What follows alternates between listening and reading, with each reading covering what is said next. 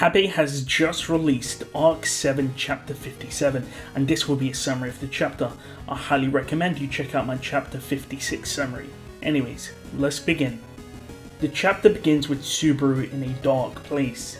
It's as if his body has been separated. He's there drifting.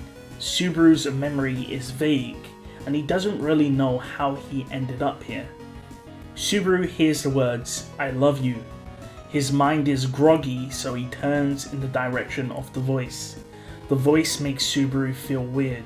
He wants to move over to the owner of the voice, as the voice continues to profess their love to him. Subaru couldn't move, and he called out for someone to help him from this helpless situation. Surely there was someone who could come, and he hopes that they reach their hand out to help him. The scene changes to Al and Olbart, as we see the shadows rampaging in the background. Al knows that this is the worst nightmare that every being fears. Al understood that more than anyone else. Abel, Medium and the others were working together, but Al stayed there wallowing. How could he even help them? Al wonders why Olbart appeared. Olbart states he heard a crying kid and so showed up. Olbart continues, stating that Kafma is fighting the shadows, wondering if Al and the others ordered him to do it. Al is confused, and Olbart states he's working together with Tanza. Al wonders if Olbart will fight the shadows. Olbart then asks if Aldebaran is crazy. He points out the window, stating he already lost one arm. Olbart states he's here to see where Vincent is. However, Al wasn't really paying attention when Abel and the fake emperor was talking, so he was unaware of where the fake emperor went. Olbart states that the situation is getting hectic, and Yorna empowered the people of the village. Regardless, he doesn't want to stay too long. Al wonders if Olbart is going to run away. Olbart says he cares about his life and his dreams, so he will protect them. Al states that he has to protect the Emperor, and Olbart then states that it's best to do what is best for you. The more you live, the wiser you will be. Al doesn't really understand Olbart's philosophy, but it makes sense. Olbart is the strongest shinobi, and his belief that no one else can actually distort his way of life, and that's proof that his philosophy is correct. Olbart's life is given a priority, nothing else matters. Not a title, not being the chief of the shinobis, not protecting the emperor. Al finally lowers his arm, which was blocking his ear, and he asks Olbart a question. He asks Olbart if the shadows have something to do with Subaru. Olbart confirmed it, stating it looked like the shadows came out of the kid, and Al is silent. Olbart asks if Al will do anything with that information. Al knew it, and if Subaru was at the center of the shadow, then Aldebaran must go to Subaru. Al says that Olbart told him to live wisely, but Al states that Olbart's way of life is cheating, and Al doesn't want to be a cheater. After all, if he lived that way, how could he ever face his parents? With that, Al stands up proud. Olbart asks if he can beat the shadow. Al states he cannot, not even if he tried 10,000 times. The only person who can win is Subaru. Olbart states he won't help Al regardless, and Al asks for his authority back. Olbart reveals that Subaru caught him, and that Subaru won the game of chase, so he guesses he will have to return Al back to normal. As Olbart presses against Al's chest, he asks how Aldebaran will beat the shadows if he can't win in 10,000 attempts. Al responds by saying he will die 1,000,000 times over, and with that the scene changes. We see Abel repeat what he said at the end of the last chapter, Taritta being the new stargazer to avert the great calamity. Taritta is stunned, but Medium is confused, and asks Abel what he's talking about. Abel states that a stargazer is someone who can foresee the future based on the guidance of the stars. Abel explains the reason why he was ousted was due to the prophecy made by the stars, which stated that the empire would fall. Abel continues, saying Taritta knew that already. That's the reason why she was in the Budheim jungle. Taritta confirms that she was after Abel, shocking Medium, and wonders how Abel knew.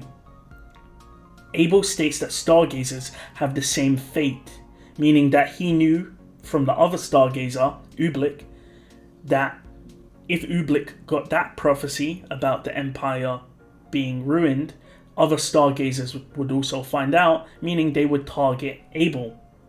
And because Abel had to meet with the Shadrakians and then encountered Subaru, who warned Abel about the hunter in the jungle, meaning it confirmed to Abel that there was a stargazer in the Shadrakian group. Taritta thinks to herself, it's true considering she mistook Subaru for the Emperor.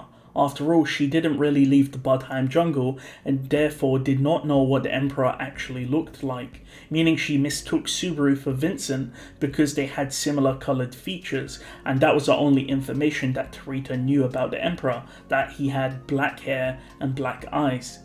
Abel then speaks of the shock that Taritta displayed when she saw both Subaru and Vincent trapped in the cage together, stating that Taritta is too honest to be a pawn.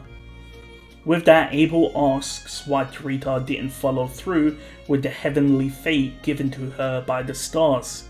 She came along to Guaral and she also came to Chaos Flame, but she hasn't done anything. Abel presses on, asking her why she's resisting the will of God, because stargazers cannot resist the destiny given to them. And Abel doesn't believe Taritta is strong enough to resist fate. Medium interrupts them, saying that she doesn't understand what's going on, but if Taritta wanted to kill Abel, she would have done it already. Taritta finally responds, saying she doesn't know if she found any meaning in it, and Abel states that it will save the Empire from destruction. Taritta explains that she didn't know he was the Emperor or forced from the capital. However, they interrupted as the shadows then go on to attack their building. A large black arm approached, causing Taritta to grab Medium and Abel and jump, but they were about to get caught by the arm. However, Kathma blocked it off with some thorns and Yorna jumped in, kicking a wall at the arm, knocking it away momentarily, allowing Taritta to escape with Medium and Abel. Abel points out that Taritta saved them again, and wonders if Taritta doesn't want to kill him because she will get her hands dirty. Taritta says he's wrong. Abel presses Taritta for answers, but Medium thanks Taritta for saving them. Abel states that he has to die to avoid the Great Calamity. After all, that's what fate has told Taritta. However, Medium asks why the shadows would subside when Abel dies. It makes no sense. Taritta is then asked by Abel if the shadows match her description of what a Great Calamity is.